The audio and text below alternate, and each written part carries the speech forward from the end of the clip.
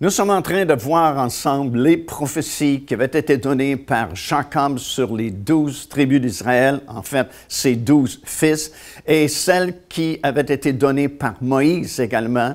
Nous retrouvons celle de Jacob dans le livre de la Genèse au chapitre 49 et celle donnée par Moïse dans le livre du Deutéronome au chapitre 33. Et ces nombreuses prophéties qui ont été données sur les 12 tribus d'Israël sont vraiment des paroles très encourageantes qui nous permettent de constater une fois de plus l'exactitude de la parole prophétique, puisque ces prophéties en grande partie ont été accomplies et ce qui reste à venir sûrement va s'accomplir aussi.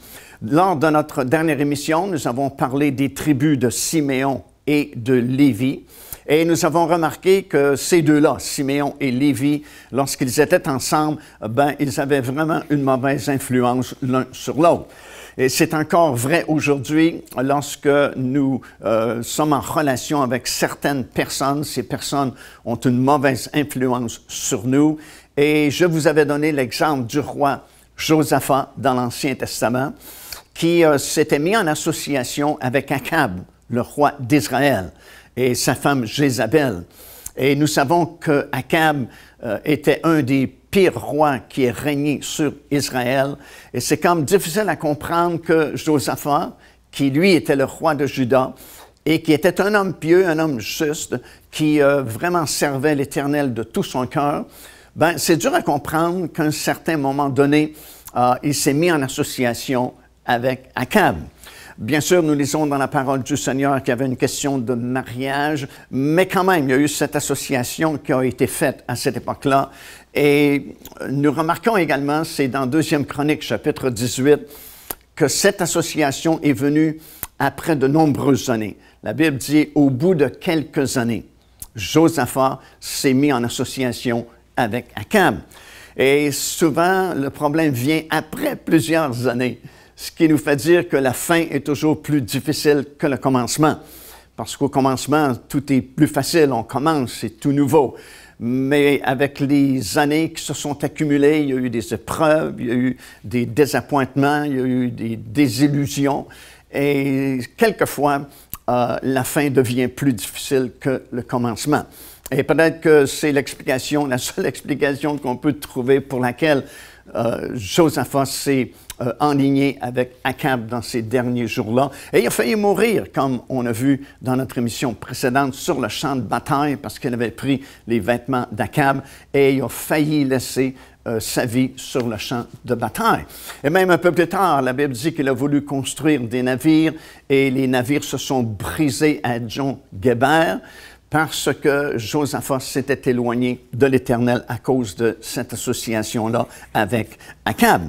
Il y a une force d'attraction, évidemment, lorsque nous sommes en compagnie de d'autres personnes, et si ce sont de mauvaises personnes, bien, ça devient dangereux. Paul lui-même va dire dans l'Épître aux Corinthiens que la fréquentation de mauvaises compagnies peuvent corrompre les bonnes mœurs. Alors, Siméon n'a pas eu d'héritage personnellement pour lui, mais comme nous le lisons dans la parole de Dieu, il a fait alliance avec Juda et il a partagé le territoire qui avait été donné en héritage à Juda, parce que Juda avait un très grand territoire, comme nous le verrons un peu plus tard dans nos prochaines émissions, à partir de Jérusalem jusqu'au sud complètement du pays d'Israël, et il a partagé son territoire avec Siméon. Nous lisons dans le livre des Juges, 1er chapitre et au verset 3 ceci, « Et Juda dit à Siméon, son frère, « Monte avec moi dans le pays qui m'est échu par le sort, et nous combattrons les Cananéens. J'irai aussi avec toi dans celui qui t'est tombé en partage. » Et Siméon alla avec lui. Même chose dans le livre de Josué, chapitre 19 et le premier verset, nous lisons ceci. « La seconde part échue par le sort fut à Siméon, à la tribu des fils de Siméon, selon leur famille. Leur héritage était au milieu de l'héritage des fils de Juda. » Et un peu plus loin dans le verset 9, nous lisons également ceci. « L'héritage des fils de Siméon fut pris sur la portion des fils de Juda, car la portion des fils de Juda était trop grande pour eux. Et c'est au milieu de leur héritage que les fils de Siméon reçurent le leur. Alors, comme on a mentionné, comme nous venons de lire dans la parole du Seigneur, la tribu de Siméon n'a pas eu un territoire à eux personnellement, mais ils ont partagé le territoire que Juda avait reçu en héritage. Et comme nous allons le voir un peu plus tard, Juda a reçu ce grand territoire dans le sud du pays d'Israël qui était évidemment beaucoup trop grand pour eux seuls, même si Juda, c'était la tribu la plus nombreuse parmi toutes les tribus d'Israël. Ils ont quand même voulu partager leur territoire avec les fils de Siméon et ils ont vécu ensemble dans ce grand territoire-là, s'aidant l'un et l'autre, alors qu'ils sont partis à la conquête du pays de Canaan. Il y a 2000 ans, exilés sur une île, une multitude de mystères, une révélation pour le futur. Apocalypse. Découvrez les secrets et les bénédictions que l'apôtre Jean a écrits dans ce livre mythique, avec ce nouveau coffret DVD renfermant plus de 10 heures d'enseignement. Apocalypse, disponible au www.paindevie.org. Ici l'évangéliste Mario Massicotte qui vous invite à vous inscrire à notre lettre de nouvelles électronique. Et pour ce faire, il suffit de visiter notre site web au www.paindevie.org et tout en haut à la droite de votre écran, vous allez voir cet onglet sur lequel vous cliquez et vous vous inscrivez tout simplement. Ça vous permettra de recevoir des nouvelles du ministère de Pain de Vie et en même temps recevoir le bon enseignement de la parole de Dieu. Faites-le donc aujourd'hui même. Alors, Siméon a partagé avec Juda ce grand territoire-là et évidemment, c'était le début de la conquête du pays de Canaan. Ils venaient de sortir d'Égypte, Dieu les avait délivrés du joug égyptien. Ils avaient voyagé dans ce long désert et finalement, ils sont entrés dans le pays promis, le pays que Dieu leur avait promis, le pays de Canaan. Et évidemment, à cette époque-là, le pays de Canaan était habité par différentes nations, les Héthiens, les Cananéens, les Jébusiens et plusieurs autres nations. Et il y avait un combat qui devait être livré afin de prendre possession du pays de Canaan. Et ça n'a pas été toujours facile parce que, d'une part, les habitants du pays ont résisté à la conquête de leur pays, évidemment. Mais en plus de ça, Israël n'a pas été très rapide pour prendre possession des différentes nations, des différents territoires qui leur avaient été donnés en héritage, malgré le fait que la plupart étaient des hommes de guerre. Comme dans la parole du Seigneur, nous lisons au sujet de la tribu de Siméon que c'était des guerriers et que même plusieurs d'entre eux se sont mis en association avec David et ont formé l'armée de David. Et dans des textes comme 1er Chronique, chapitre 4, verset 41 jusqu'à 43, également dans le 12e chapitre des versets 22 jusqu'au verset 25, nous avons la description de plusieurs de ces guerriers de la tribu de Siméon. Et c'était un peu la même chose pour toutes les autres tribus, finalement. Ils étaient des hommes de guerre, ils étaient des gens formés pour la guerre. Et leur but, évidemment, c'était de prendre possession du pays de Canaan. Mais comme nous allons le constater dans nos émissions futures, ça a pris plusieurs années. Il a même fallu que Josué mette une certaine pression sur certaines tribus pour qu'ils puissent prendre possession de leur héritage, le territoire qui leur avait été donné par l'Éternel. Dans ce territoire-là de Siméon, dans le sud du pays d'Israël, à même le territoire de Juda, il y a certaines villes qui sont devenues très importantes, comme la ville de Beersheba, par exemple. Beersheba qui existe encore aujourd'hui en Israël. Et chaque fois que nous sommes là avec un groupe, nous passons devant la ville de Beersheba. Et c'est là, évidemment, qu'Abraham avait creusé les puits. Et c'est là aussi qu'Isaac, plusieurs années plus tard, avait creusé les mêmes puits qui avaient été remplis par les ennemis d'Abraham. C'est également dans cette ville-là que Dieu lui-même est apparu à Abraham. Nous lisons cela dans le livre de la Genèse, dans le chapitre 26 et au verset 24. Donc, c'est un endroit très particulier, un endroit très important de la tribu de Siméon dans le sud du pays d'Israël. La tribu de Siméon a également participé à 2 grands réveils dans l'Ancien Testament. Le premier sous le règne du roi Asa, et nous lisons ça dans 2e Chronique, chapitre 15, verset 9 jusqu'à 15. Il y avait eu une parole d'un prophète du nom de Oded, et il y a eu une parole prophétique qui a été donnée par un autre prophète du nom de Azria. Et à la suite de ces paroles prophétiques, ces révélations qui avaient été données, transmises par les prophètes au roi, celui-ci s'est repenti et il a fait tomber tous les idoles qui avaient été établis en Israël sous le règne précédent et son règne. Et il y a eu une grande repentance en Israël et un grand mouvement de réveil. Et la parole de Dieu nous dit dans ces passages-là que les gens de la tribu de Siméon ont participé à ce réveil-là. Et le nettoyage a été fait dans cette région-là, dans cette partie du pays de Canaan, sous ce grand réveil-là qui a eu lieu sous le règne du roi Asa. Puis, il y a un deuxième réveil auquel les gens de Siméon ont participé. Cette fois-là, c'était sous le règne du roi Josias, alors qu'il y a eu un grand mouvement de réveil qui s'est fait encore une fois. Parce que, évidemment, le problème en Israël qui a toujours perduré, c'est qu'Israël avait tendance à l'idolâtrie et l'incrédulité. Et lorsque ça faisait quelques années que ça allait bien, soudainement, on introduisait à nouveau des idoles et on négligeait le temple de Dieu. On s'éloignait de l'Éternel Dieu et c'est pourquoi il y avait des mouvements de réveil pour que le peuple puisse revenir à Dieu. Dans le Nouveau Testament, on parle d'un dénommé Siméon, justement, originaire de la tribu de Siméon, à qui le Saint-Esprit avait révélé qu'il ne mourrait pas avant de voir le Messie. Et nous lisons ça dans l'Évangile de Luc, chapitre 2, les versets 25 jusqu'à 28. Lorsque Marie et Joseph ont présenté Jésus au temple, Siméon a été poussé par l'Esprit. C'était le premier à prophétiser sur Jésus. Devenez partenaire avec ce ministère par votre soutien financier et aidez-nous à planter le flambeau de l'Évangile à travers le monde entier. Vous recevrez un enseignement audio à tous les mois de la part de l'évangéliste Mario Massicotte, ainsi que notre bulletin de nouvelles prophétiques incluant des enseignements bibliques, des nouvelles du ministère et des commentaires sur les actualités prophétiques. Débutez dès aujourd'hui en visitant notre site web www.paindevie.org ou par courriel à info@paindevie.org.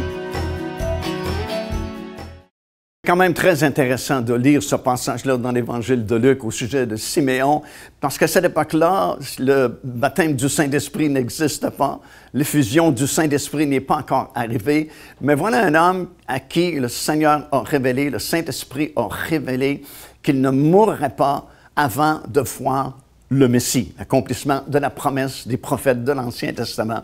Et comme j'ai dit, au même moment où Marie et Joseph sont venus au temple à Jérusalem afin de présenter Jésus à l'Éternel, parce que c'était la coutume à l'époque, c'était les commandements de l'Ancien Testament sous la loi, au même moment, la Bible dit que Siméon, poussé par l'Esprit, alors, c'est comme s'il a ressenti en dedans de lui que le moment était venu, que le Messie, finalement, était arrivé.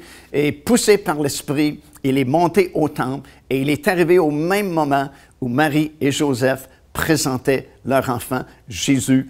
Et il a prophétisé sur Jésus. C'était la première personne qui a prophétisé sur Jésus, disant qu'il deviendrait un signe de contradiction pour plusieurs.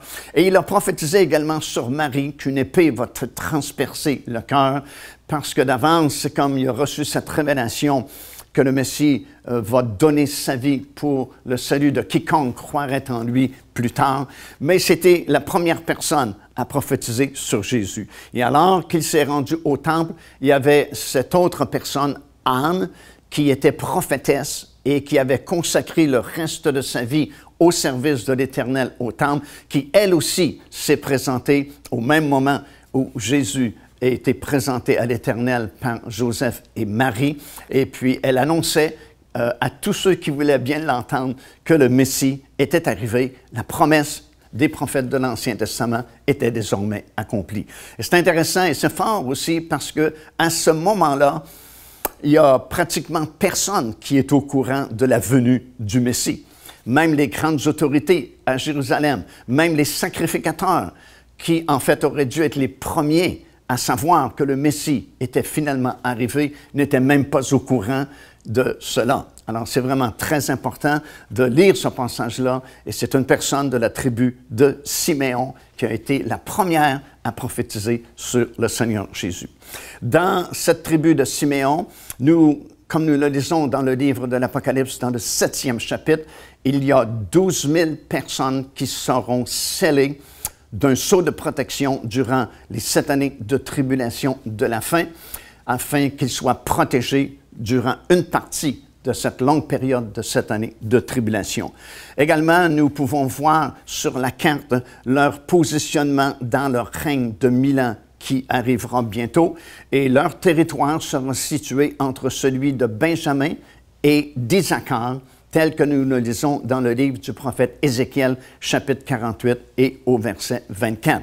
Également, dans la ville de Jérusalem qui sera restaurée durant la longue période du règne de 1000 ans, et sans doute aussi dans la Nouvelle Jérusalem, la porte de Siméon sera située au sud, avec celle d'Issachar et de Zabulon, tel que nous le lisons aussi dans Ézéchiel, chapitre 48 et au verset 33.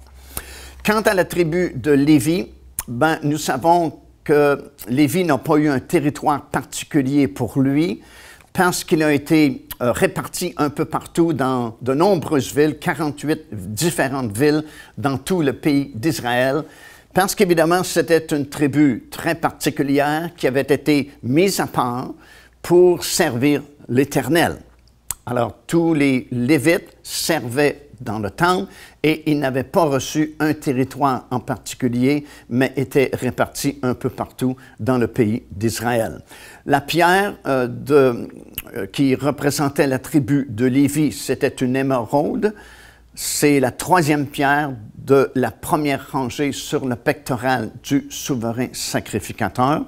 Et dans le livre de l'Apocalypse, dans le 4e chapitre et au 3e verset, Jean a vu cet arc-en-ciel autour du trône de Dieu là-haut dans le ciel, dans le tabernacle céleste, et ça dit que cet arc-en-ciel était semblable à une émeraude.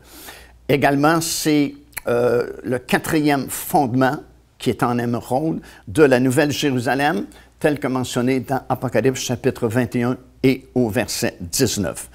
Donc, lorsque Israël est sorti d'Égypte, au moment où ils ont voyagé dans le désert, la tribu de Lévi était autour du tabernacle, et puis en Canaan, ils étaient dispersés au milieu de toutes les tribus, comme j'ai mentionné, et c'est parce que cette tribu-là avait été choisie par le Seigneur afin qu'elle soit séparée des autres tribus pour servir dans le temple pour le service envers l'Éternel. Et nous verrons un petit peu plus tard que ce ministère-là ou ce sacerdoce-là est terminé, et c'est terminé par la venue du Seigneur Jésus-Christ, mais dans le règne de 1000 ans, ils seront de retour et pourront servir dans le 4e temple qui sera construit par le Seigneur Jésus-Christ lui-même à cette époque-là, durant toute cette longue période du règne de 1000 ans. Mais lorsqu'ils ont entré dans le pays de Canaan, ils ont été dispersés parmi les 12 tribus et ils ont servi durant tout ce temps-là. Joignez-vous à nous afin de célébrer le Seigneur et entendre le message de la parole de Dieu par l'évangéliste Mario Massicotte. Venez recevoir ce que Dieu a préparé pour vous. Visitez notre site web www.paindevie.org afin de connaître notre itinéraire. Nous serions très heureux de vous rencontrer et de vivre des moments forts avec le Seigneur.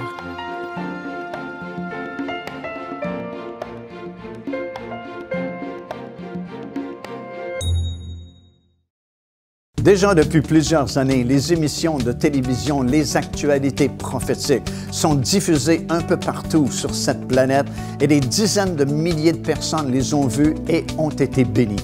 Aujourd'hui, nous avons besoin de votre aide pour continuer la diffusion de ces émissions un peu partout sur la planète. Et à tous ceux qui nous feront parvenir un don d'au moins 50 $, j'aimerais vous donner ce coffret, un nouvel enseignement, 2 DVD dont le titre est « Le cri de minuit ». C'est vraiment un enseignement très spécial, très révélateur, destiné aux gens de notre génération tout particulièrement. Alors faites-nous parvenir votre don, minimum 50 $ à Pain de Vie aujourd'hui même.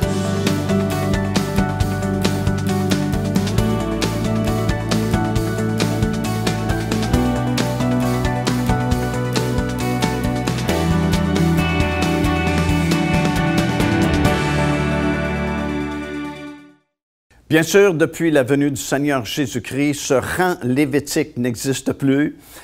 Nous savons que lorsque le Seigneur Jésus-Christ était dans le jardin de Gethsémani, les soldats romains se sont emparés de lui et il a comparu déjà devant Caïphe, qui était le souverain sacrificateur à cette époque-là.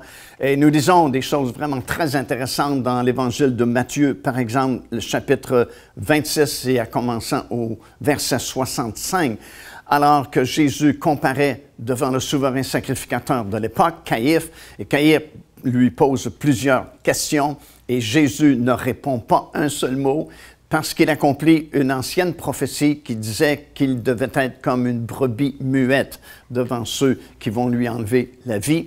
Et finalement, Caïphe va lui dire « Je t'abjure par le Dieu vivant de me dire si oui ou non tu es le Fils de Dieu. » Et lorsque le souverain sacrificateur disait « Je t'abjure par le Dieu vivant de me répondre », si tu ne lui répondais pas, tu commettais une faute grave et qui attirait le malheur sur le peuple d'Israël. Alors Jésus se devait de lui répondre et lui a répondu par une partie du psaume 110. Et c'est dans ce psaume-là que Dieu jure à son Fils, le Seigneur Jésus-Christ, qu'il sera souverain sacrificateur selon un rang supérieur à celui de Lévi, selon le rang de Melchisédek. Et lorsque le Seigneur Jésus-Christ a répondu cela à Caïphe, il semble que Caïphe a bien compris que Jésus était celui dont on avait prophétisé dans l'Ancien Testament et qu'il était maintenant arrivé. Il s'est tenu debout, a mis ses mains au collet de sa robe de souverain sacrificateur et il a déchiré son vêtement. Et à l'époque, dans l'Ancien Testament, lorsque une autorité déchirait son vêtement, ça pouvait vouloir dire qu'il s'humiliait devant le Seigneur pour avoir une réponse à une prière, ou que cela signifiait que son ministère était terminé. Alors peut-être que Caïphe a bien compris que le rang lévitique était terminé puisqu'il a déchiré son vêtement lorsque Jésus lui a dit qu'il était en fait ce souverain sacrificateur qui avait été prophétisé par les prophètes de l'Ancien Testament et à qui Dieu lui-même avait juré qu'il serait souverain sacrificateur pour toujours selon l'ordre ou le rang de Melchisédek. Et à partir de ce moment-là, quelques heures à peine plus tard, Jésus est mort sur la croix de Golgotha. Et lorsqu'il a rendu l'esprit, le voile qui séparait le lieu saint du lieu très saint s'est déchiré de haut en bas. Et pour le peuple juif, cela signifiait beaucoup parce qu'on considérait ce voile qui séparait le lieu saint du lieu très saint comme le bord ou le pan de la robe de Dieu. Ésaïe, chapitre 6, verset 1, a eu une vision. Le prophète a vu le trône de Dieu et lorsqu'il décrit la vision qu'il a eue, il dit « Le pan de sa robe remplissait le temple ». Lorsque ce voile a été déchiré, c'est comme si Dieu disait « Le sacerdoce selon le rang lévitique est terminé au profit d'un nouvel ordre sacerdotal selon le rang Melchisédek, un rang supérieur à celui de Lévi. » Et à ce moment-là, c'est comme si toute la lignée des prêtres lévites qui avaient servi autrefois dans le temple qui avait été construit à Jérusalem, leur ministère était terminé et pendant ces 2000 ans, depuis la mort et la résurrection du Seigneur Jésus-Christ jusqu'à son prochain retour, bien, c'est un rang supérieur, celui de Melchisédek que le Seigneur Jésus-Christ exerce en faveur de tous les croyants.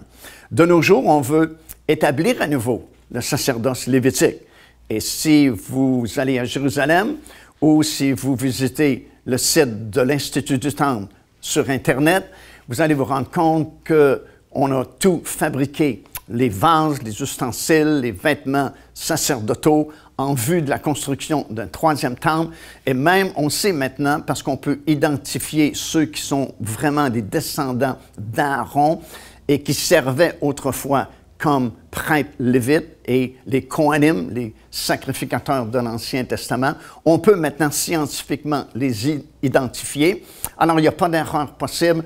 On peut savoir de façon définitive si quelqu'un descend de la lignée des prêtres de l'Ancien Testament.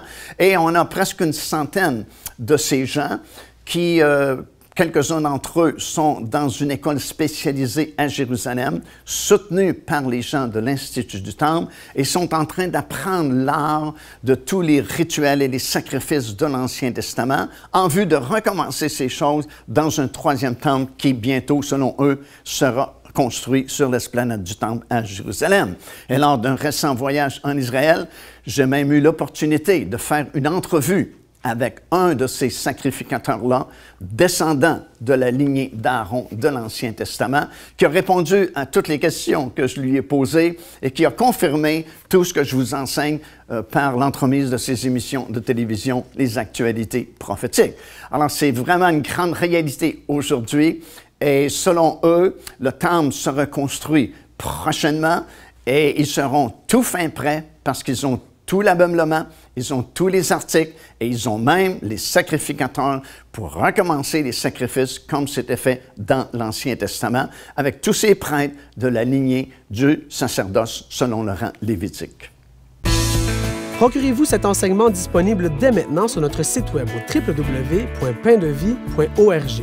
En visitant notre boutique web, vous pourrez commander ou même télécharger les enseignements. Vous trouverez aussi plusieurs autres produits contenant des centaines de sujets pour votre édification. Car Dieu a tant aimé le monde qu'il a donné son Fils unique, afin que quiconque croit en lui ne périsse point, mais qu'il ait la vie éternelle. Téléchargez gratuitement l'enseignement « Le salut, c'est quoi ?» en visitant notre site web www.paindevie.org et recevez la grâce merveilleuse que Dieu vous offre.